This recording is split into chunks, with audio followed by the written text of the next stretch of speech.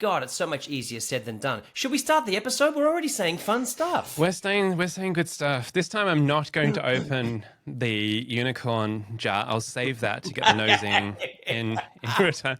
We're back. You're in the control here, so you can hit the thing. I'm going to hit the thing, but remember, you're going to say welcome, introduce yourself. I'm going to say who I am, and then you're going to say something whack. All right, that's where we're up to.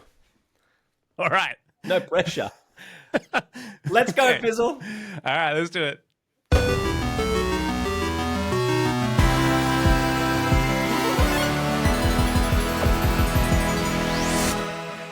G'day, I'm Jason Fox, And I'm John Anthony. and you're listening to Kindred Spirits. Something whack. Something familiar, something peculiar. Oh, how good's this? I got the best burn from my old man. He's one of my best mates. I love my dad so much. And Look at this, you're just flowing through from because I'd forgotten my own intro bit, so I just thought went that was something it. whack. Yeah, no, that's it. That Something is whack. it. But like, look at you, pick it up so smoothly. Like, thanks, man. I thought something whack was your whack. Yeah, Insert go for it. whackness. That's just like the fake ad. We pretend like we know what the fake ad is, but neither of us know until 2 weeks after it's been made. But yes, mate, sorry, go on. It was just, What were you a saying? burn. Like, this is a fun conversation. Like, don't you find the people closest to you, the ones who you love the most, and instinctively the ones who you require the most adoration from, are the ones that will just blissfully, like blowing a feather from the palm of your hand, knock you down as many perches as possible. I'm telling my dad about Kindred Spirits, and about maybe a month before, he'd mentioned another podcast that he'd been listening to. Now, I'm not going to name the podcast because you and I aren't into punching down. It's not our flavor, right? So let's just say it was called The Bamboozle Brothers, right? And so he said to me, "Oh, son, I'm listening to the podcast, Bamboozle Brothers. I haven't got a clue what either of them are saying. It's the most confusing thing I've ever encountered. The second I turn it on, it just melts my brain out of my ears. I've got no idea what's happening." And so I said, "Okay, cool, cute story, Dad, but you can see where this story is going, can't you, Fizz?" He said to me at lunch the other day, "Look, John, I've had to listen to Kindred Spirits. It's a bit Bamboozle Brothers." Yeah. He needs to make sure that I know that for him, That's right. Oh, yeah. it's not hitting. It's not hitting. Oh, yes, that's right. Well, my mother, who I'm quite fortunate reads my newsletters, will 2 out of 3 times tell me, I got your newsletter. It's quite long, isn't it?" Which I'm acutely aware of. But But this is cool, isn't it? Because we've blown something open straight away. Feedback. And the idea that we're into it, we're onto it, we're bent on the idea of using curiosity as an engine of growth. We understand instinctively that it's usually supposed to motivate, inspire, propel, encourage. But sometimes it doesn't do that. And it poses this early question: when are you supposed to pay attention? And when do you discard it? Because if you're just saying only pay attention to the good stuff, right? Only revel in the high fives, well then that's dangerous, isn't it? That's a positive delusion. I'd love your brain on that one, Fizz. it's really lovely you brought this up, because I thought this could be one of the domains we explore today. I don't know if I like feedback most of the time. You know, there's been a time where I would actively create almost like a semi-permeable membrane, particularly if you're fresh off doing something live, like you're fresh off stage or something like that. That's not the time to receive feedback. I'm already doing my spiral, of like all the things that I could have done better and all the things I missed. But if I receive unsolicited feedback, there's almost like this jelly-like field where it'll. Have you seen Dune, the movie? Yeah. You know when they're doing that, they got the force field, and you have to kind of go slow for it to get through. Well, cool. I've got that force field, and it kind of sits there suspended, and then I wait until I'm well rested and I've got time to consider it and where it may have come from. And often, you and I both know feedback is a projection. Yep. Having said that, though, solicited feedback is wonderful, and if you can be quite specific about what you're looking for, that's fantastic. It's funny, isn't it? Because I think particularly for something like this, it's new. We're trying to be anti-fragile. We're enjoying ourselves. We're hoping that it resonates.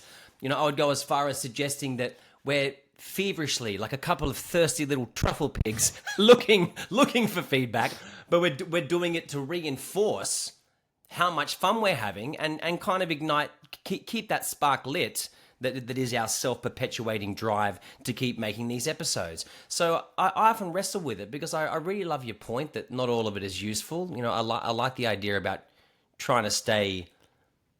What was that membrane thing? I like that membrane flavor. But then, but if we do need it, it's human nature, isn't it? There's a part of you that's looking for it to sort of let you feel safe and certain and validated and not compromised and plugging into relatedness and all these primal things that we love. But then, does that mean that we're supposed to ignore people when they go, it's a bit bamboozled, brothers?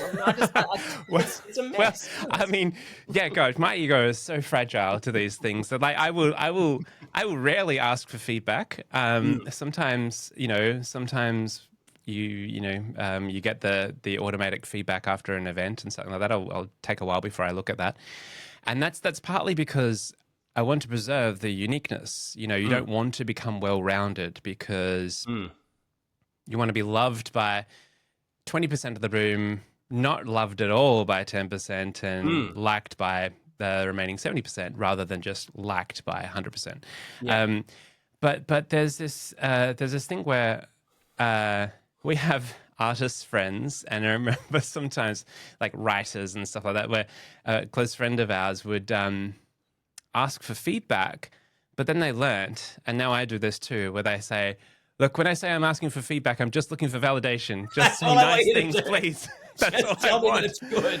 And I'm like, honestly, what I'm craving, and I saw you like this lovely post from Demetria or something. Yes. I might have mangled the name. I was just like, it's so nice to know when you are resonating, and it doesn't have to be with everyone, but just to get that feedback that there is a resonance. Exactly. Like you get this in real time, right? When you're presenting or when you as a musician, you know when it's connecting and it's resonating because there's like a frequency attunement. Immediately. But the internet, there's like a bit of a gap. Like we publish this, then there's crickets, and there's that kind of weird hollow feeling and stuff like that. But it's just knowing that it's connected with someone, and you know that's enough. And I think you're onto it. I think it's about the connection, you know, and the connection usually comes through in the form of an echo. And this is exactly what you were talking about. And I did see the comment because I couldn't stop thinking about all of the music that I've published since I was a 19-year-old kid. And there is this moment of underwhelming terror when you throw what you've made into the void, and there's almost this sense of melancholy because you did it. Yes. And it meant something to you. Like, there's a part of you that knows that it matters, but this is the part that we're starting to marinate in, you know. Does it matter if it doesn't connect with anyone? You know, I know we're getting a bit... Do something that matters. Where is it? Shout out MBS. Shout out MBS. Again, we can't go an episode without shout out to MBS. I know, and I've got it always within an arm's reach. I have an MBS thing that I picked up from a podcast that he was on that I'll talk about in a moment. But this thing, like if it didn't connect, there is something. There's something in this. I had a point. It was just gone. You carry on with what you were saying. Well, to bring you back, it was that lovely comment, and I saw it on Facey, where you'd published your recent newsletter that I think only came out in the last 24 hours, and you were saying something that I think a lot of people can relate to. When you bleed into something and you try, and it comes with a cost of not just your time, but your soul and your creativity and all of your levels of energy. And you're doing it because you're trying to create a contribution, which means you're trying to have some kind of influence. You're not doing it under the idea that it will have no impact. There's supposed to be an impact, or you wouldn't do it. There's always this weird moment where you fire it out there and you're kind of waiting for the ricochet. You're waiting for the echo. You're waiting for the rebound. And in that kind of weird void where there's nothing, I don't know. There's just something so unnerving and Yeah. existential about it, I isn't there? love how you zoom in on this exquisite window, and I loved your phrase of the melancholic, the Mm. melancholia. Like you let it go, and there's almost like there's a mourning or something like that. I imagine this is how a parent might be when their child goes off to, live somewhere else or something like that. Yep. There's it's like, okay, this is not in my control anymore. It's out there. Yes. And then there's this interesting thing, right? So it's kind of like, is there anyone else resonating out there? It's like a sonar ping, and sometimes you Hmm. might get a glimmer of warmth back, and it's just a saying amongst complexity practitioners, and this has resonated, is find the others, or as my friend Mm. Tyson Yunkaporta would say, find the other others. The folks that are that are Yeah. picking up on the frequency. But then there's this thing that happens, and you probably get this sometimes, where people do pick it up, and then what the meaning they make of it is not actually the meaning that you intended, All the but time.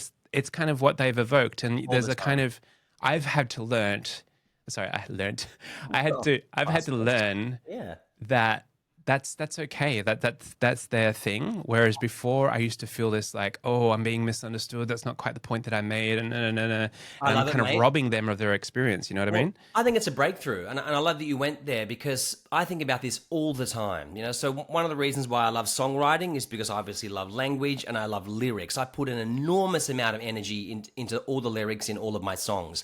But people who listen to them closely often say to me, "Oh yeah, I get how in that you're talking about that time when that girl from the northern beaches broke your heart, and how your mum doesn't like you, or what, and they've completely misconstrued. But it doesn't matter because I think the thing we're both agreeing on is the second you release it, now it's open to interpretation, and whatever they get from it is what they need. I'll never forget when I was in high school, and there was a certain poet who removed her poem from the syllabus because she didn't like the way that students were misinterpreting some of the imagery in their essays. And I remember even as a kid, 17, 18, thinking, no, that's a glitch. Like, if you can't cop people misunderstanding your art or what you've made, then you shouldn't release it. You should Dorian Gray that shit. Make it and then lock it under the stairs.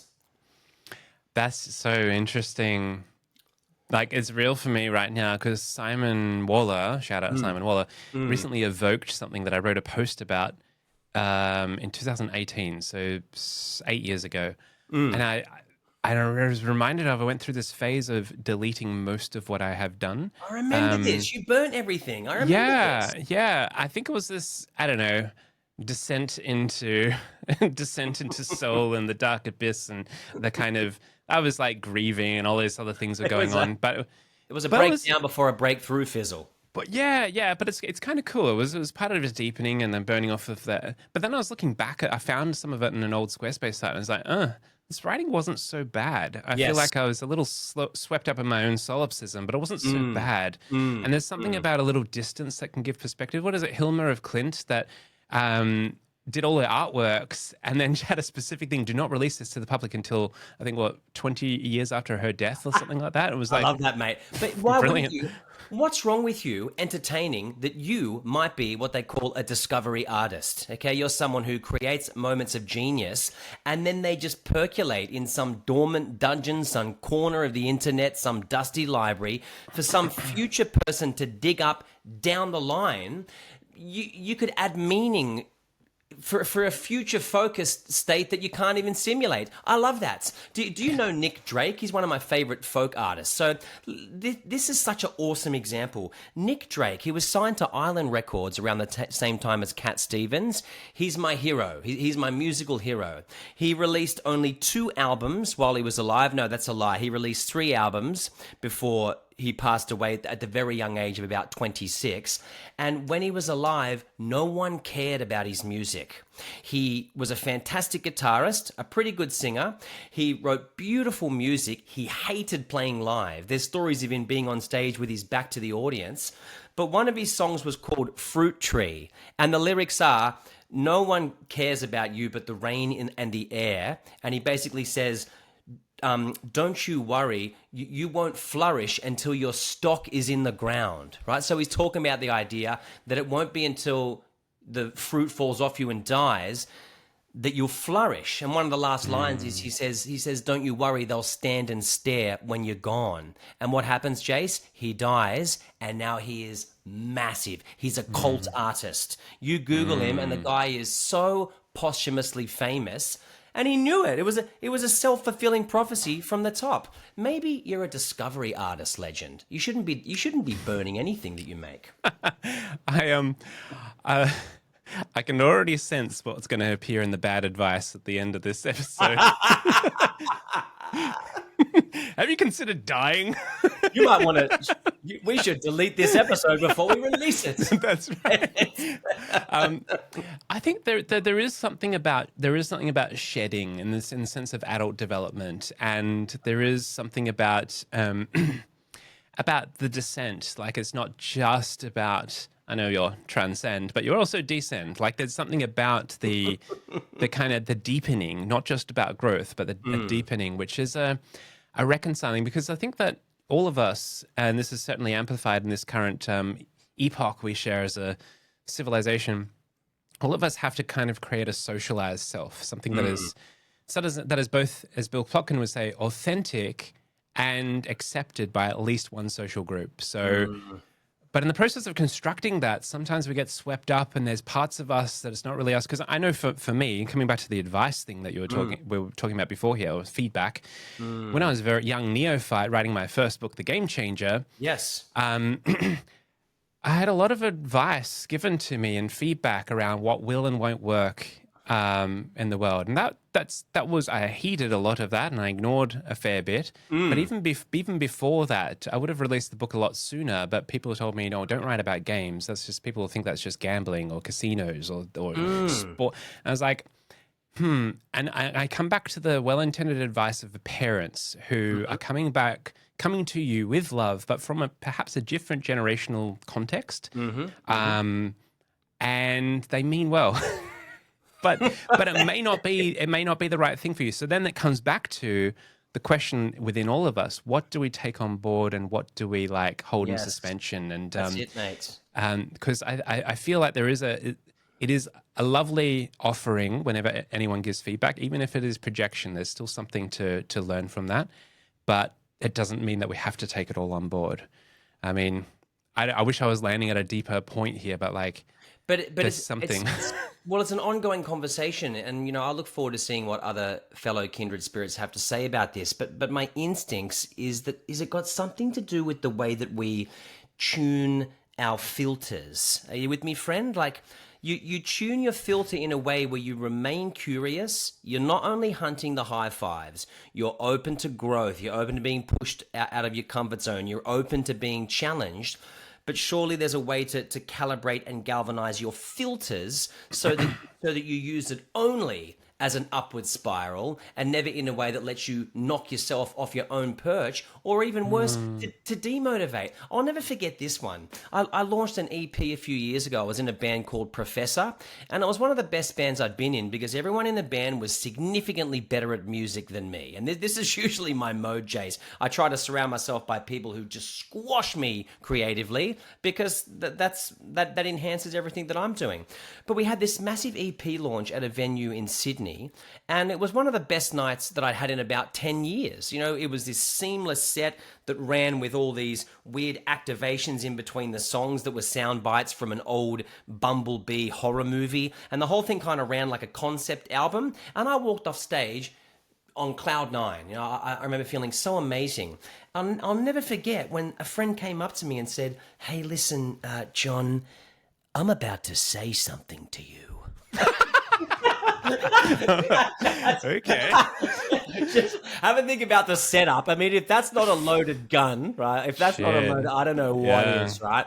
But I still wasn't ready because what he said was something that was so it was so close to my character that I realized that I was never going to be able to do anything about it. He said something like, "Hey, when you're on stage, settle down. When you're up there and you're performing, you might want to calm down." And I think what he was trying to say, that maybe he found the way that I sing and move with my guitar off-putting. I'll never really understand what was driving it, but I remember it hurt me a lot because I thought I can't really do anything about that. Like I'm not, I'm literally up there in the nucleus of my soul's purpose. I can't think of a time where I've been happier apart from when I married my miracle wife or when my two daughters were born. I can't articulate a more happy time. So, it's not hard to simulate, is it? You're having arguably one of the best times of your life, and someone watches you do that and says, "Settle down."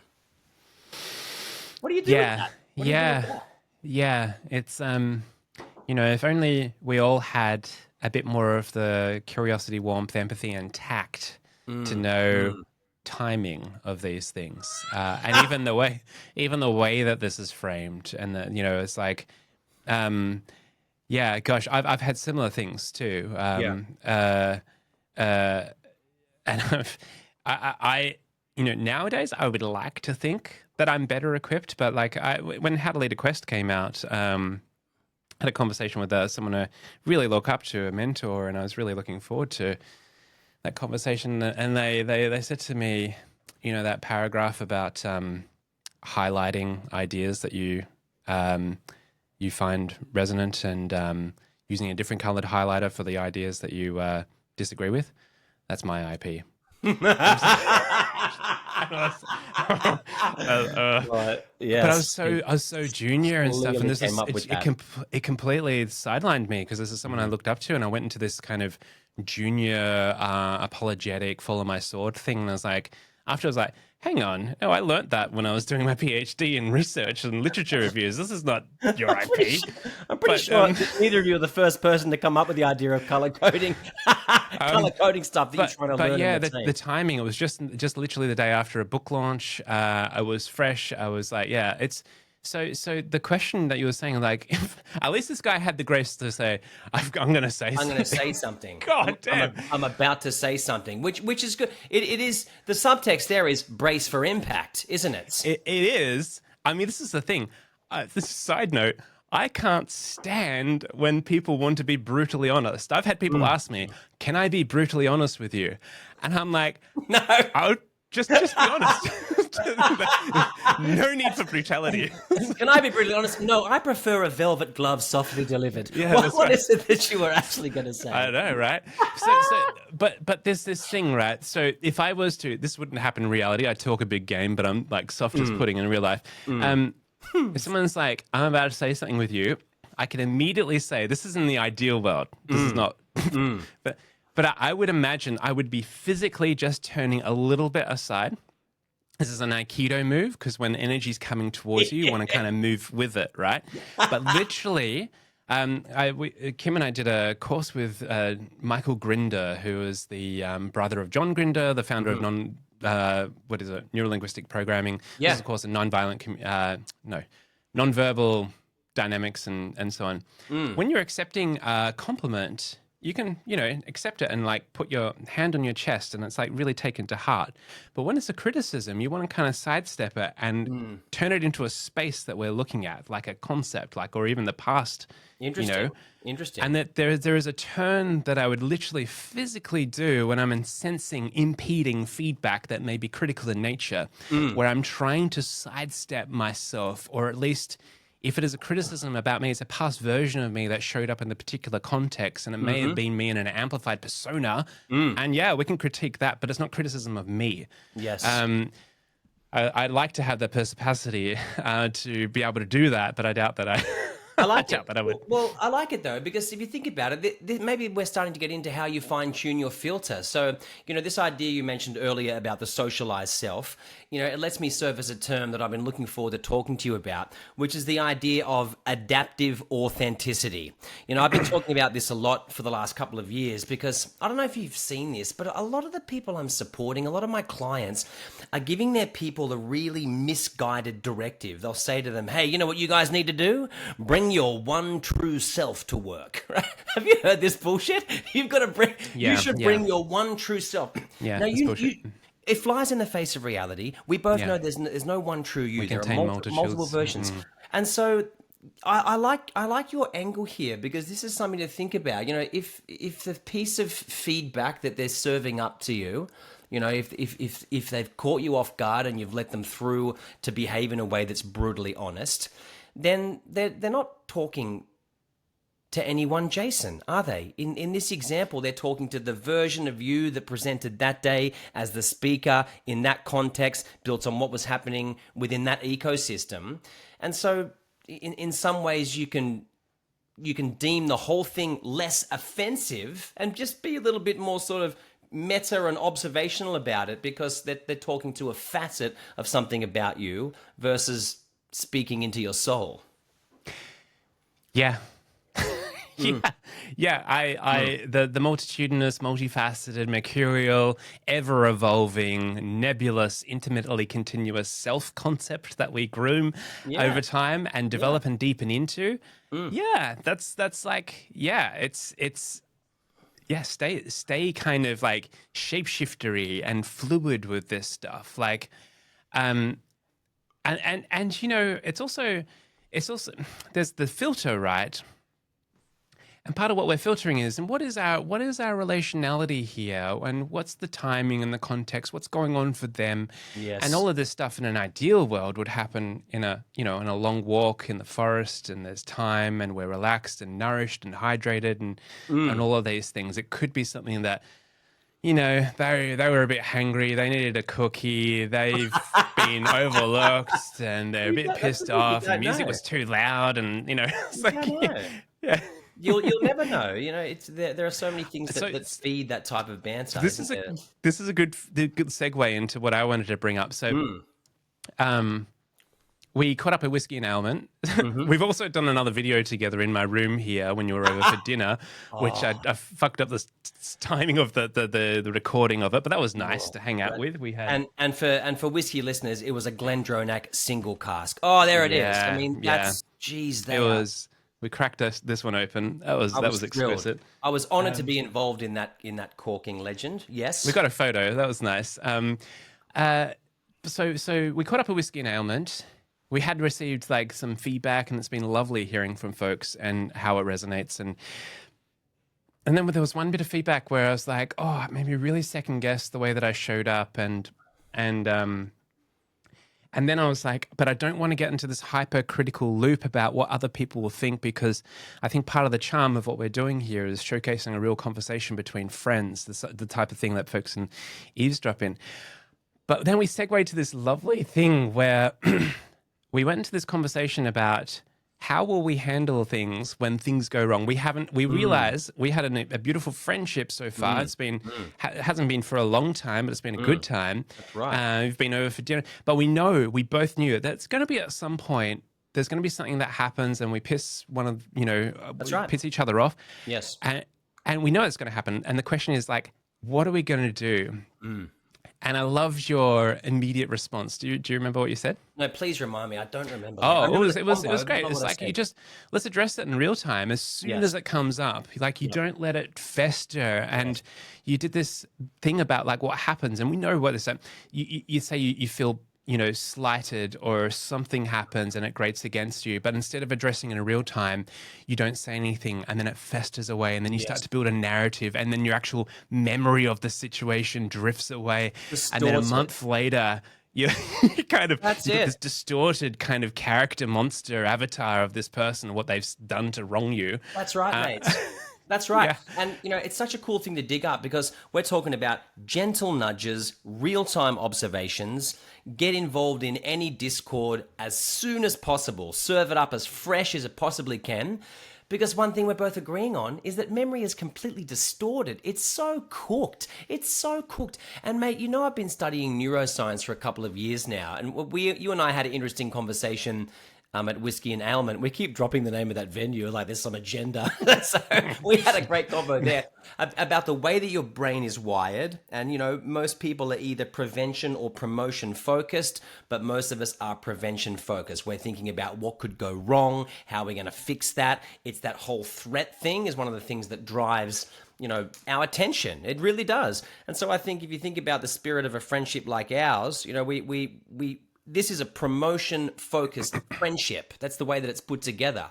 You know, ever since you and I have started hanging out with each other, it has felt for me only like an upward spiral. And so I'd be very keen to work overtime to stay on that frequency with you, brother. And so I'm glad that you're on board. The moment, and it's not an if, it's a when, but the moment one or both unlikely pisses each other off, I think it's more likely to be a misunderstanding. There'll be a misread. Don't run away with it. Don't run away with it. Share your assumption. Here's the story that I'm telling myself about what it is that I think just went down between us, and give the other one an opportunity to either lock it down or dissolve the assumption. I love that. I think you're a little bit more optimistically oriented than I am. My field tends to encompass that which could be considered grim as well. But you have done me a great service in helping to lift me into a more upbeat frequency and field. I think there's still something infinite play. It's still trickster. It's still keeping your eyes open to. It's just a choice of how to respond and act in this period of history that we all share in this world. That there is a thing, right, when it's like the body is the first thing that knows. Like the body knows before the mind does. Like and what I've known is like even on stage. Yeah, because I wax quite authentic and it's quite unscripted, as we both are, and it's real and it's present and it's in service to the moment. But sometimes you catch yourself saying something and it's like, oh, that sounded off, or that didn't quite work. And like the thing is, you just address it in real time. Don't kind of file it away and then brood on that for like months to come, years to come later, remembering that one cringe moment that you did that thing and then didn't address it in real time. You just dance with it in the moment, and people love that. People love it. Right. It's like, I think you're right. Better to dare greatly and to fumble and fuck it up and then make repairs than to play it safe and calculated the whole time. You know what I mean? And the biggest mistake you'll make as a speaker, or when you're up in front of large groups of people trying to either engage, persuade, entertain, inform, the biggest mistake you'll ever make is to somehow position yourself as the oracle. You know, listen as I download this onto you. Yuck! I mean, that's the least relatable thing that I can fathom. And so, you know, I think your really clever and instinctive choice to behave in a way that's vulnerable, and I think the way you and I do it is a similar angle. It's through the conduit of self-ironic humor. You're allowed to take the piss out of yourself in real time, and usually I find that helps people to relax, because what you're signaling is, hey, I'm not taking myself too seriously. It doesn't mean that what we're talking about isn't serious, but what's with all this gravity, man? What's with the gravity?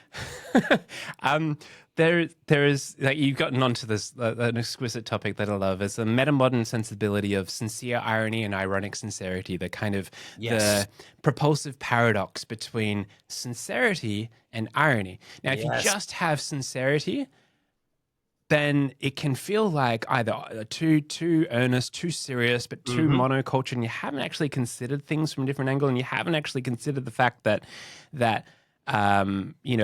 how this might be received. If it's too ironic, then it doesn't have heart. You're being so clever. That's it. You're all sarcasm and bullshit. Yeah. Yes. But sincere irony means that I know that you know that I know that you know that this sounds like bullshit, but it's also something that I'm speaking from the heart here. I know how it sounds, but this is true for me. You know what I mean? I love that, man. There's an enhanced security. You're right. I'll never forget. I had a big one about a year ago, maybe a bit longer, and for this keynote, the people and culture person wanted me to sort of, I don't know whether this ever happens to you. I won't call it a dress rehearsal, but this lady who I really enjoyed supporting wanted to be pretty close to what it was I planned on talking about during the keynote. And a lot of it was through the lens of positive psychology.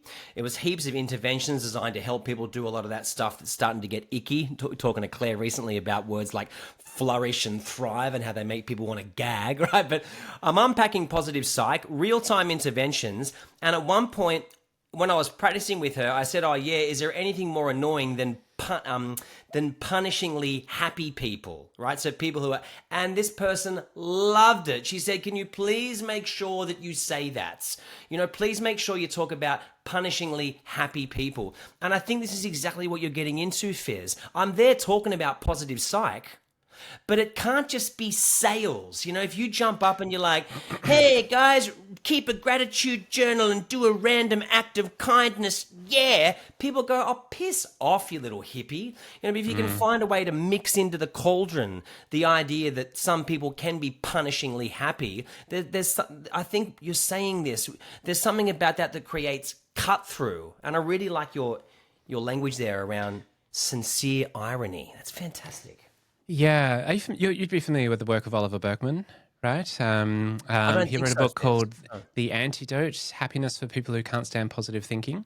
Oh, And it's interesting. it's this lovely British chap who he contributed to the Cleverness Biannual, Thoughtful Provocations for the Quietly Dissatisfied, a magazine. Hey, that's cool artwork. Hold that up again, Fizz. That's some really nice artwork. Wow. I'll need to send you a copy. Kim and I made this magazine in 2016.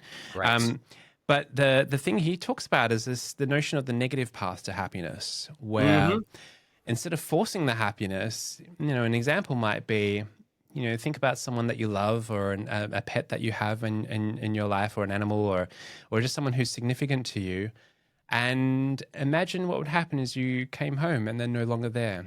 Something's happened, and immediately you get flooded with this sense of love and grief and appreciation, and you just immediately want to honor them. You immediately want to let them know how much you love them, how important they are in your life. And this realization hits so much more profound when we take that kind of pathway to it. Brilliant. And think about how clever what you're saying is, because you know this, Fizzle, your brain has absolutely no idea of what's really happening measured against something that you simulate. So when all those feelings get stirred up, when you simulate what it might feel like for your pet to have died, your mind sends all those same signals in, and that's why you can bring yourself to tears just through a simulation. And so I think that's a really clever way to start thinking about, well, what am I doing? We're getting into the idea of meaning through suffering, but if you're doing that in a way that's strategic and tactical, well, let's get into it. One of the best, cleverest things that we can do as a species is mentally time travel. It's one of the best gifts we have. I'm not sure, I think you and I were talking about this, or I might have banged on about it recently, but just in the last 2 years, it's really occurring to me that along with all this mindfulness talk and the power of now and being in the moment, we've got to entertain that our ability to mentally time travel is a gift, because what if right now is shit? If right now sucks, then you're gifted with the ability to simulate a future-focused mirage that you're moving towards. In the same way, Fizzle, that sometimes when you're having a bad day, you'll propel yourself on the fumes of happy memories. You remember how good that time was. So I love this idea about meaning through suffering, and sometimes doing that with mental time travel. It's the Gurdjieffian, the Gurdjieff who pioneered the fourth way concept, is very keen on a meaning through suffering, and he would often write his books for the grandchildren generation, because he knew that would resonate, in that delayed, what was it, the artist concept you talk about? Discovery artist. Discovery artist. Gurdjieff was a discovery artist. Yeah, totally. But this thing of, there's another thing I wanted to say is, like, I really resonate with the message being not so much be positive, but be present. Yes. And then kind of welcome in and honor all of the spectrum of emotions that emerge, because I think that we're in this world at the moment that has a lot of suppressed sorrow, a lot of suppressed grief. And, the message of positive psych for a while has been overly, I'd say, superficial and saccharine compared to the full depth of the field, which is much more than just, stay positive, on the money. There are so many people I look forward to us hanging out with. You really must meet my friend Todd Cashton. He's such a gun in this, and his research and the way he talks about it is so in depth that it immediately, you understand straight away, this isn't bubblegum Mickey Mouse bullshits. And for that reason, more relatable, which is what we're both agreeing on. I've had this thought. I've been trying to come up with a nickname for you, by the way, J.A. The closest I can come with is Jaeger or Jaeger, like Jägermeister, because J.A. It's a tricky thing to turn into a nickname, right? I like Jaeger. I mean, but this is the thing, and I love talking about this. This is a cultural dimension. Do you agree with? And I'm talking mostly about Aussies. I think it's true in the UK and New Zealand too. If you give someone the sense that you want to be nicknamed something, like "Hey guys, can you call me Macca?" You know, the second you tell someone what you want your nickname to be, your mates are like, "There's no way in hell we're ever going to call you that." Right? Yeah, that's right. Yeah. And it works backwards too. It's like, "Oh, please don't call me flimsy, fellas." And that, in that moment, Yeah, you yeah. get locked in. That's it. You're flimsy God. for life, sir. So, well, I'm gonna try Jaeger. I don't know if it's Jaeger or Jaeger, but anyway, Maybe sounds like Jaeger bombs, doesn't it? I mean, I guess it fits Yeah. with the I guess it fits with the theme of the pod. but it's like Hunter, right? It's a cool name. It is. But actually, my friend Simon Waller, his nickname is Psy, but I've never been able to quite say it because it sounds like Psy. I know this is Sighing. I get it. I'm going to try, but like Does anyone call him sci-fi? Because he's a futurist, isn't he? probably, and that'd be cool. But anyway, the point I was going to get to Yes. before this tangent was you mentioned someone, and I had this thought that, you know what, in future Kindred Spirits things, I've had these thoughts of like, oh, I can't wait for JA to meet this person and how good it would be have them on the show. And vice versa. You may know folks, you bring them on and we have this kind of weird three-way thing where you get to witness the delight of me meeting someone that you know well and the questions that I bring and I can do the same for you. And there's this just way we can introduce our audience to like 100. more cool folks, you know? I love what you're saying. If anyone's keen about the trajectory, I think Jason and I talk about maybe making 8 episodes as a duo and then starting to invite guests in. So, keen for people's thoughts on that approach. But Fizz, you've already hit it on the head. We can't meet the other person until we're in session. I'm sure that's the wrong term.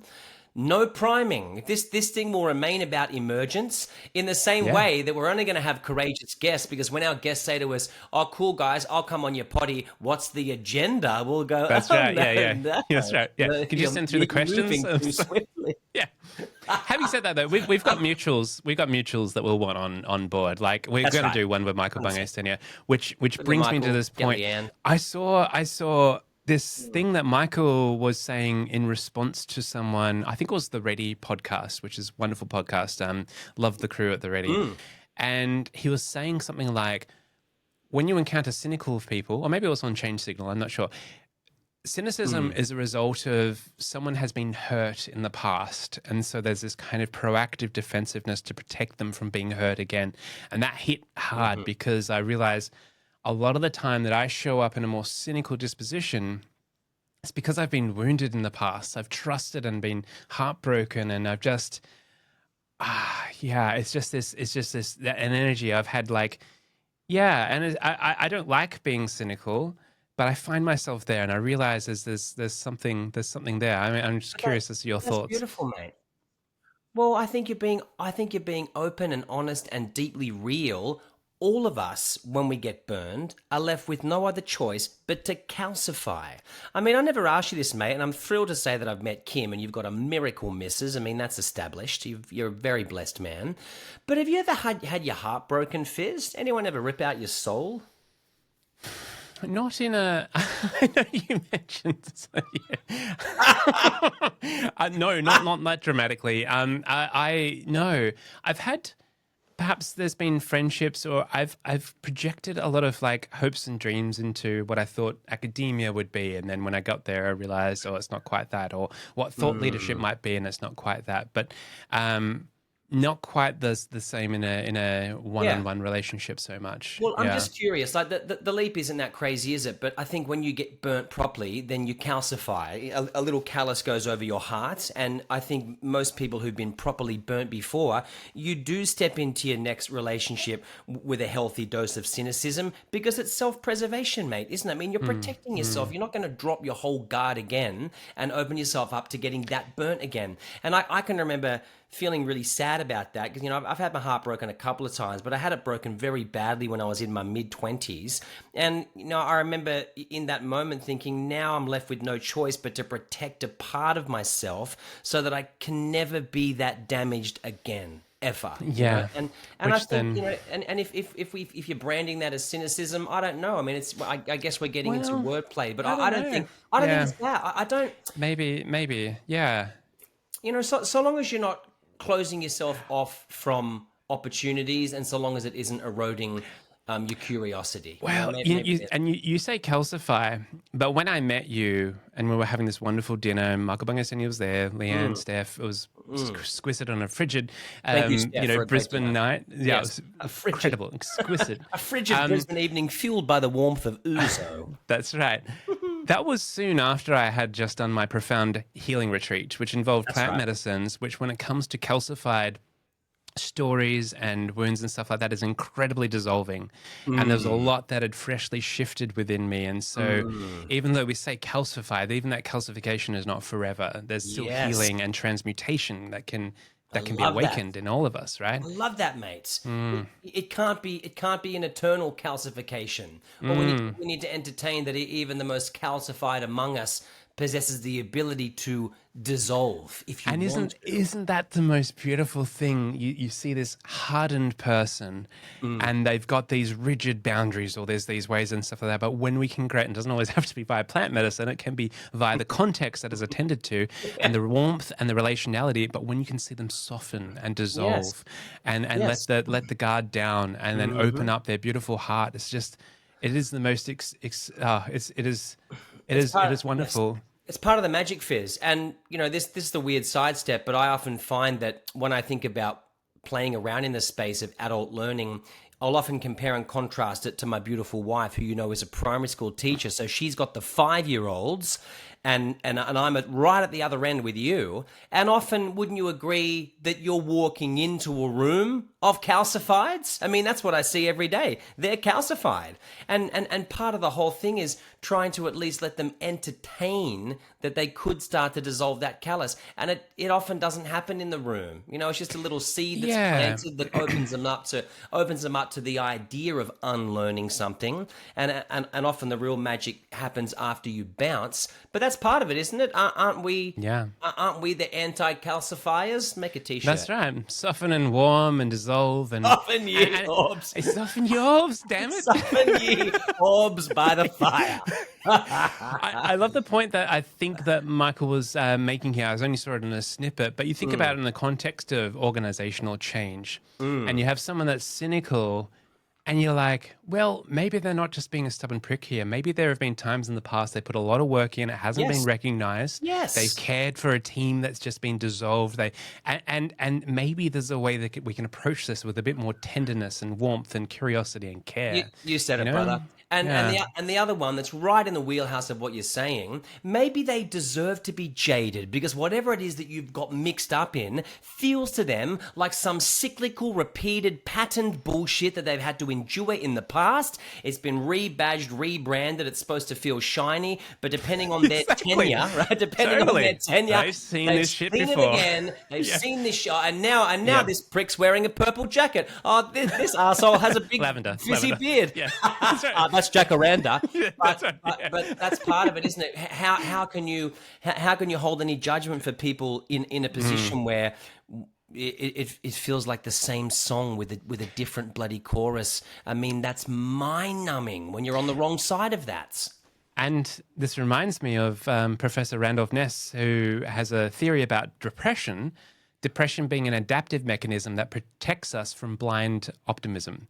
So what happens is when we're depressed, we go into a low energy state, so we're less risk taking. Yes. And it's like that you can see that as an evolutionary mechanism. It's like if you've got someone that's selling some blind optimistic promise of like, hey, I know you've been through other transformation, but this one's going to be different. This one. Then it's understandable that you're like, we'll see. And to be a little bit more conservative about the effort that you put into things. It's like, and this is what I think. I think a lot of folks, motivation-wise, psychology-wise, change-wise, don't spend enough time in the dark addressing, like walking alongside folks that may be like, I've been here before and it sucked. It's like, spend some time there. And what happened last time? And what was a lie that they didn't deliver on last time? And, how did they reel you in? And were your hopes dashed and why? And what happened? And how could this be different? Versus going, but this time it comes with bowls of mini Mentos. Right. But this time it's AI. It's like AI enhanced change. This time we're going to use the false oracle. Hey, Fizzle, it's just occurred to me that it's probably about time I pull out this little bad boy. Oh, yeah. All right. Oh, Sweet as. mate, I just realized something. We forgot to spin around at the start. That was happening in real dropped it. time. That was happening in real time for me, and I was like, you know what? That's okay. I'm not sure our listeners really quite appreciate that. I But we love can the mix dead things air. up. You know, we're so zany, so unpredictable, right? I really like the dead air when you spin in your chair. I More do of too. that, I please. do. I do. More of that. You know, actually, Steph Clark mentioned that she appreciated the silence that happened with some of the whiskey tasting. It was a bit of Yes. a nice pause in amongst it. So Yeah, I heard that from someone else, and shout out Steph. Steph's on holidays now. I hope you're really enjoying your much earned time off, Steph Clark, you legend. Yeah. Now, Fizzle, this is the first time we bring one in from the Scotch Malt Whisky Society. Okay, so those who are listening that really care, this is cask 128.20. Delightfully bonkers. Okay. Oh, I love their naming. They have mate. great names. Oh, Far they're out. the best. Like Lachlan, that Lachlan guy, I forget his surname. His tasting notes are so profound. He's so clever. You know, I was listening to him yesterday, and on one of the drams he was sampling, amongst all the clever stuff, one of the things he said was violin resin, right? Violin resin. I mean, that's just so Yeah. clever. Yeah. Yeah. Violin Different resin. to double bass resin, right? And not cello resin. Yeah. No. Yeah, that's right. And we're not talking fiddle, guys. It's like steady on. You lost me at fiddle. So Fizzle, this one here is only 8 years old, and normally I don't go after such a low age statement, but it's taken me a long time to educate myself that older doesn't necessarily equal better when it comes to whiskey. You probably had that breakthrough. And it's also the cask size as well. If it's on a smaller cask, it doesn't need as many years. That's so- it. And then, Yeah. if you think about somewhere like Kavalan, where they're doing it in Taiwan, it's so hot there that the whole process happens infinitely faster because of Yeah. the climate. So Or Starwood's whole angle here in Melbourne is we have the 4 seasons in one day create like the enough variance in the temperature that speeds it up too. So I love that, man. I love the story too. Now, Legend, this one is actually a Welsh whiskey. Now, this is something interesting about the Scotch Malt Whisky Ooh. Society. The whole idea is you're not really supposed to know the distillery. I mean, it's not hard to Google. Yeah. Do you want to know where this is from, or do we want to maintain the mystery? Tell me after. Okay. Yeah. Nice. All right. Beautiful. So this unicorn, we're doing the unicorn one, right? Yeah. Yep. So This jar that you gave me, beautiful. I took this to Thailand just in case, whilst I was there on assignment with Anytime Fitness, we had to have a chance to chat, but the timing didn't quite work. So it came all the way from Thailand, back with me now. This is the first time I'm opening it. I'm going to nose it straight away from the jar, and then I'll pour it into my perfect. little glass. go for it, Fizz. Oh, did we get the pop from your one? I forgot to. I put it back on. I was hoping you didn't notice. Yeah. I forgot to pop it. You do your pop first. good. I'm here for it. Oh, That was good. yes, that was great. Mate, crack that jar, Fizz. Oof. Now, I'm excited for you to taste this because it is true to its name. This is not like any whiskey I've ever had. I'm going to reserve any of my commentary until you've had your first sip, but what are you getting on the nose, brother? All right, hang on.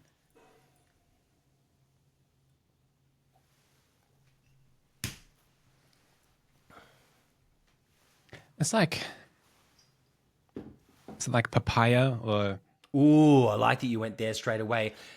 Lots of tropical notes. Like yeah, definitely some banana and definitely banana, maybe even nectarine and banana leaf. did you say Fizz? nectarine like as nectarine? Nectarine. How did I pronounce it? Oh, Nectarine. I love it. Nectarine. It I've tastes got like to say, nectarine and banana. every time you say what I say, poem, I Yeah. love it how you say like P-O-M-E, poem. I just say it's super bogues. Poem. Are you reading any poems? Okay. Yeah. Yeah, And, so tropical. and I get sort of vanilla cake as well. Yeah. Yeah, vanilla sponge cake.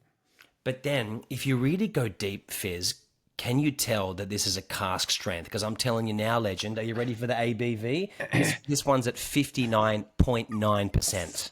So do you know what happened? Because I said I'm going to sniff it straight after opening it. The first thing was like pure alcohol. I was like, what the? Jesus. Well, that's going to put hairs on your chest. Okay, great. Well, we could Nasty. set this on fire if we wanted to, but So those of won't. us Those non-whiskey drinking listeners, a cask strength whiskey is anything above an ABV of 50%. You know, once you start getting up in the mid to high 50s, they start getting very dangerous. This one's basically on 60%. A real troublemaker, Fizzle. Like, if I'm going to have one of these, I'll probably just have a whiskey for the whole evening. Well, it's early afternoon too, so this day is a wonderful write-off. So being over 50% too means that you could set this on fire. Yes. Not that you would want to, because the actual, it's not simply, I don't drink for the alcohol. It's like I don't drink coffee for the caffeine. But there is something of an effect in that has, in the way it enhances the mouthfeel, the way it goes through. I'm just on the nose. I'm also getting like white jelly bean. Oh, that's interesting, mate. I just got the inside of a mango skin. Like, peel the mango, smell the skin, because you've got the mango, but there's also the green growth that is its outer exterior. Great. Okay. All right. Are you ready? Are you ready, old sport? Or are you doing the Let's micro? do it, buddy.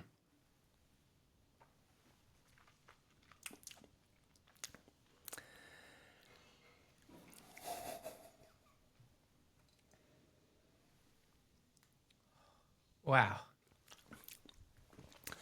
How fruity is this whiskey? My God. It's like giving me... Have you ever had Nerds? Yes, mate. Like yes. Yeah. Fizzle, it's so funny. I was just about to say Skittles, right? Like, Yes, this Skittles, feels like yeah. you're getting punched in the mouth by a packet of Skittles. Insane. Unprecedented. I've never had a whiskey this tropical. If it wasn't for such a high ABV, you could trick yourself into thinking that you've got a glass of fruit juice. Yeah. Oh, man, the finish on that. It really lingers.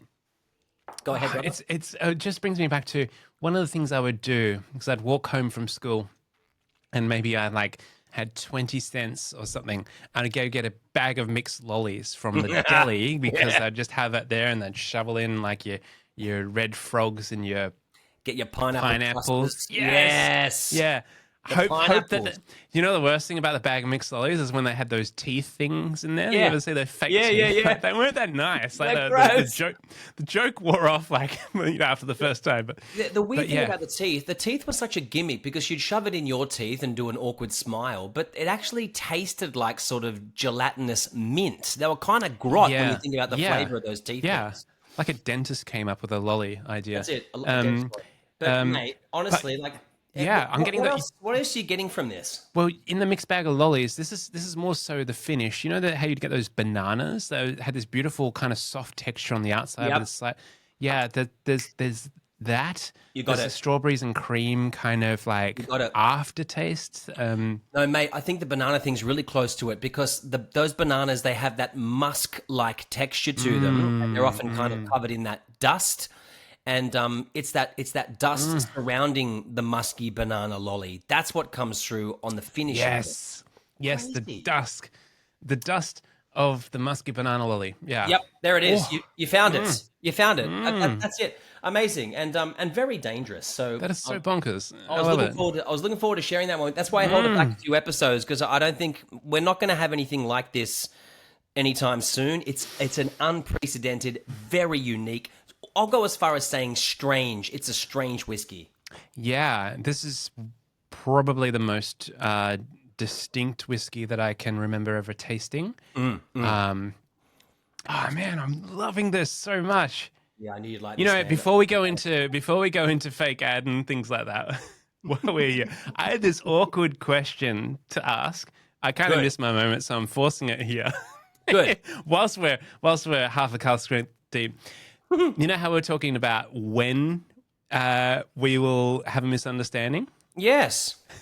I wanted to jokingly ask, so what do you think I'll do to piss you off? What could you possibly do? You know, I don't know where I read this, but you know, when you and I first started hanging out and obviously blowing up each other's LinkedIn because of the way the algo works, I seem to see everything that you post and vice versa, which is fantastic, by the way. Someone said, "Oh, Jason Fox, you're drawn to him because of his head, but then you stay for his heart, right? Oh, And that's that's but nice. that's exactly what happens, man. Like I think people that only know you cerebrally would think that guy's fun, he's witty, he's clever, he's edgy, he's progressive. You know, there are lots of things about you that are so profound and entertaining. But then when you get into the actual land of the fizzle, you know, as a friend of yours, you've got a really warm heart, and so it's very difficult for me to simulate how it is that you might piss me Oh, off. that's I, very I, nice. I don't know how you could do it, man. You know, and again, it could be something really mundane. Like I remember when you and I first started writing to each other on Signal. You're someone who, in a way that I think is really impressive, you know how to protect your time, right? So if I fire you a message on Signal, but you're busy, we might have a 48-hour period before we come around to it again. But even that would be a really sort of vapid, judgmental misinterpretation of your character. Jason isn't writing back because he doesn't give a shit. It's a nonsense, you know. So I don't know, mate. I find it really difficult to. Well, that's very Yes. nice. Well, let me flip the question. How might I innocently piss you off, kind sir? Well, let me like my insecurity for you is that I do worry sometimes that I bring a bit more of a kind of moribund meta crisis. You know, everything's bad and stuff going on. I'm trying to get out of that, but it still remains true. And I just I worry sometimes like I don't want to be a vibe kill. You know, A buzzkill. No, but I mean, I don't know. You know, it's that quote that I'll misquote now, where they say something like the more you know, or the more educated you are, the easier it is to not feel stoked, to not feel joy, you know, and that's an unnerving idea. But I see that one kicking around all the time. Like it would appear that some of the more cerebral among us struggle to have an ongoing jovial disposition. I mean, what do you make of that, Fizz? yeah, I relate. I mean, I feel like there's the more the more you don't know, and also the more that your attention is like open to things that. But this is. I don't want to without kind of getting because the doom is always there on the periphery. But there's also a thing of like there are such glimmers of joy, and I think that what I love about the time with you is that there's a rekindling of the magic of what we're doing and why we're here, and I think this is a fire that we can both tend to. And 100%. I'm feeling the effects of the cast strength Yeah, already. man. It's a little troublemaker, particularly Dude, yeah. because we shot this one at 1 in the afternoon. So we've just set ourselves up for It's a going to be a very lovely, soft lovely landing. I cannot think of anything like there is a sense of character and disposition and frequency and warmth, and I can't imagine I can't imagine something that would piss me off. But I also know if I'm like I like how you frame it. It's like it's not pissed off, but it's like, oh, that thing emerged and I felt this and this is the story I made of it. That's Like what that it is. can happen. That It'll can be happen. it'll be a wrongly pointed assumption, and that's why us diving on the idea about gentle nudge, real time observation, serve it up fresh, plummet into the Discord in real time. That's the smartest way forward, because there's every chance that the story that either of us is telling ourselves is not true and real. And so the quicker you can get to putting that to bed and dissolving assumption, the smoother the trajectory. But I've said it twice already, man. I think that you and I are an upward spiral, and I've got a handful of mates like that, people who I would refer to as lifetime friends. But when I think about how long I've known them and the narrative of our friendship, it could only be described as an eternal crescendo. Would you be interested in one of those, old sport? Oh, that sounds wonderful. And there's also something, just to yang your yin or vice versa, there is the whole hermetic. I know you're a part of that. You've read the Kabbalion. There is at the above, so below. Like it's an upward spiral, but I reckon we're going to go deeper and deeper as well. Yep, whilst I like that. whilst also going upwards. On the money. Like, it's the descend. yeah. Descend, needs- transcend, transcend to descend. It's like it needs to upwards, happen. inwards, outwards, and beyond. Mate, I like that, because we're back at being nebulous. We're back at celebrating the idea that everything expands and contracts. Everything does. Yeah. And Yeah. if and if we are going to continue to go upward, then if you think about the counterpoint to it, all the downward is doing is helping to create an even more solid anchor point and root system. Fantastic. That's it. Fantastic, brother. You ready for a fake ad? Oh, it's your turn. This is your fake ad. Right. Oh, shit. Here we The stakes just rise. Here we go.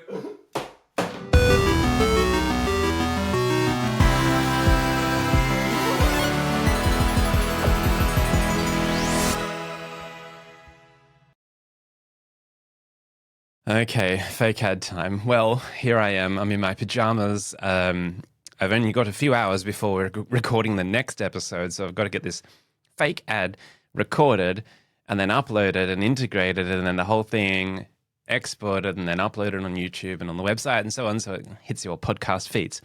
So I thought I might sidestep the fake ad thing slightly and give you a fake ad.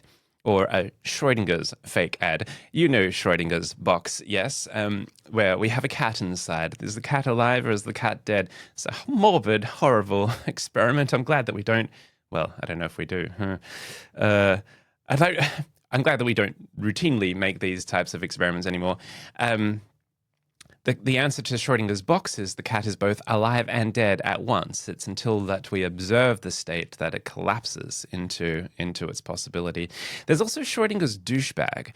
Schrodinger's douchebag is where you make an offensive statement that could be hilarious, and you won't know if it's hilarious or offensive until you actually say it. And if it's offensive, then you can say to folks, I was just joking. And if it's hilarious, you can reap all the credit and consider yourself witty. Schrodinger's douchebag. Unfortunately, I fall into that role sometimes. This is Schrodinger's fake ad. Is it a real ad or what is going on? Is it a fake ad? Is it a meta fake ad? What is Jason doing? At the last hour here, I thought actually, given that in a moment's time you're going to hear my past self sort of groan and lament about this fake ad thing, and then John Anthony is going to say it's not a competition, which is the perfect thing to say if you are so good at it. He transcends competition, whereas I'm still like, JA is so good at this. What am I doing? So a plea, if you will, from me. This could be a slot that, if you are a burgeoning distillery, if you have whiskey samples you'd like to send to chaps to partake of and exonerate and exemplify and, say lovely things about, this could be a little slot, a little shout out to you. If you're a venue like Whiskey and Ailment or, the Everly or whatever it is, and you'd like a little slot in a tiny little podcast where two folks try to have intellectually honest and engaging conversation without podcast voice about things that pertain to thought leadership, facilitation, speaking, performance, authenticity, self-development and growth, positive psychology, and more, this could be a slot for you too.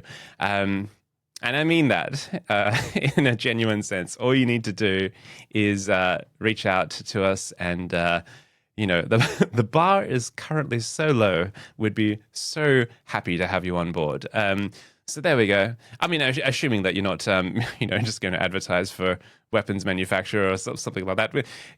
As long as it meets our ethical standards, you'd be welcome company. So Schrodinger's fake ad. I hope you enjoyed that. And now back to our regular programming. This is these fake ads. I'm like, your last one was so. The emotion you have in your voice, the pacing, like it was so beautiful, and I loved it, and I was like, oh man, how like how people will be like, oh, it's Jason's turn, okay. So you got to bring your own flavor to it. I got to bring my own flavor. I've got to like not into this too heavy. Gosh. Let's not make the fake ad. The fake ads are not a competition, legends. It's not a competition. It's just time for a little bit of fuckery injected into the pod. To be honest, though, when I did the last fake ad, my one, I got to learn a bit about audio software that I haven't used in a long time, and that was fun. Great, see? So, Extract the learning. Outstanding, sir. I should have checked with you. How are you for timing today? Because we've gone over time. Oh, we pushed it. Oh, I'm glad you asked, actually. I will go and collect my beautiful daughter from school at some point, but we've definitely got time for a little bit of bad advice. All right. Well, you know what's happening. The first thing that you need to do is consider dying. Die. If you want your work to be appreciated, you know what's getting in the way. your mortal coil. Oh, what's that? No one listened to the EP that you released in January? Die. Okay? Just die on the assumption that you'll be posthumously famous. God, yeah, that's so yeah. grim. Actually, you know, there is something to be said about you know, we talked about multitudinous selves, and there could be like a past self of you dies. So you're like, yeah, that was me then. You do it, you kill off that aspect of yourself, you grow and you form, and then people love that past self's work. And then you're like, why do you love The Game Changer? I don't like that book anymore. I've moved on. But think about that. My dear friend Kelly, and shout out I know. Kel if you're listening. Kel has written Kelly. She has written 6 leadership programs based on The Game Changer and had amazing cut through with heavy hitting government clients. So, you know, isn't that an interesting example of this discovery artist piece? You know, you look back at that book, and sometimes have a slightly curled lip or a cocked eye, but it doesn't mean that it doesn't have value, and it also doesn't mean that it won't continue to. You know, it's such a great example. Thank you. That's very nice. And I'm trying to be more gracious. There is something to be said about allowing almost ritualized mini deaths of self as we continue to you know, evolve and like compost and regrow and renew and stuff like that. I don't subscribe to that you are a one fixed self. I think there is an essence that persists through it all, but I think that we're a poem. We're living into the poem, and there's variance. And I think one thing that we've surfaced that's great to double down on is I think we need to entertain allowing our echoes to remain. Just leave them there.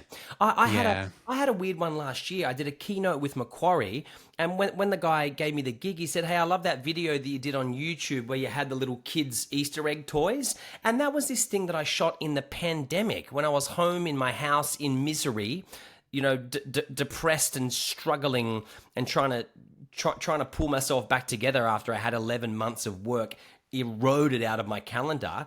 And I'd forgotten that I even put stuff on YouTube. I think there's like 2 videos on there, Jace, and they're not very good, man, you know? But I got this lovely bloke saying to me, "Hey man, you know, I really enjoyed that Easter egg video that you did." And I'm not saying it's the reason why I got the keynote, but it certainly contributed to me landing that gig.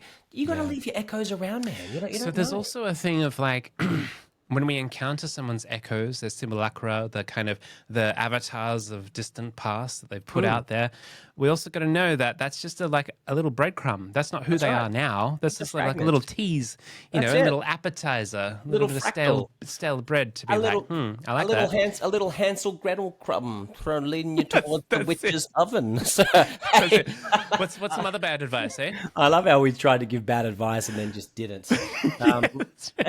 Okay, well, that was the other bad advice. You know, as soon as you make a video or a piece of content or publish a newsletter or upload a song, if in that moment of silence you don't hear from anyone, delete it straight away because it's probably a piece of shit. Yeah, that's right. And you're a piece of shit too. And you're a piece of shit. That's even better. Yeah. Delete it because you are a piece of shit. Yeah, that's right. Well, remember that whenever you get feedback, is that if you know, you've got to be open to all feedback at all the time. It's the only way that you learn. So if anyone's giving you feedback, particularly unsolicited feedback that catches you unawares, take it right to the heart, you know, like just let it all the way in. Yeah, if anything, let it change your behavior or even collapse all future possibilities of you ever doing anything like that again. Because if you want to succeed in this attention economy, you have shit, I'm like mumbling my words. This is the Karski. This is the 60% working its ways. You have to mold yourself into being likable to all people. That means that you need to pay attention to data, feedback, obfuscate any inklings or your own intuitive knowing, and preference the perspectives of others and the algorithm that'll tell you what you need to be. Jason, I'm going to say something to you. Yeah. My body is ready. Bring it. I didn't even have the next part. I just wanted to set it up. It was going to be something like the game changes shit. Oh, don't. God. It's not that bad. Are you kidding, mate? It's okay. It's okay. It's okay. People like it, and that's okay. Anyway, Still selling. I'm literally feeling quite tipsy at the moment. So this does enter into a career limiting. No, they are. I mean, and that's why I tried to warn you. But I think you knew. I think you knew even as the lid came off that this one's a naughty little pickle. So good. That's your caskies. Even the linger. I want to join this Scotch Malt Whiskey Society. Well, now I'm a convert. I mean, I'd love you in it because we can start comparing what we're going to grab. In fact, if you jump in it, we'll grab different things, and then that way we get to taste the full rainbow of fruit flavor back to the That's Skittles. right, and we can get Australia Post sending each other samples across, like, from Sydney to Melbourne and vice versa, and across the Great Divide. Beautiful. Well, Legend, I just heard the office door breeze open. I didn't look, but I heard it breeze open, which makes me think that maybe I need to dive back into dad mode. Okay. But mate, a genuine pleasure as always, Fizz. Yeah. Cheers, man. Wonderful. Thanks everyone for listening. This is Kindred Spirits. This is an unfailing wonder. We appreciate any validation you can send our way. All validation and positive feedback welcome. If anyone wants to say something to us, you best keep those comments to yourself. All right. Should we bang the thing? Always a pleasure, Fizzle. Thank you, brother.